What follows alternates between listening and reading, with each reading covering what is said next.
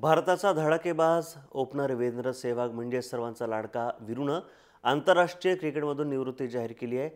आज वीरूचा वाढदिवस आहे आणि त्यापूर्वी एक दिवस म्हणजे काल त्यांनी आपली क्रिकेटमधून निवृत्ती थेट दुबईहून जाहीर केली आहे।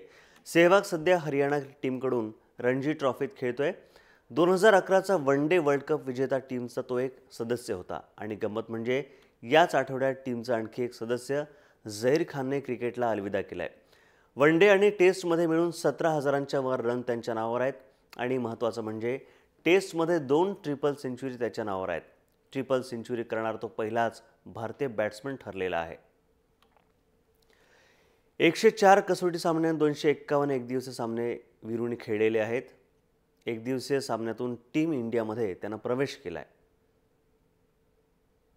सेहवागच्या खात्यात 17,253 धावा एकूण आहेत।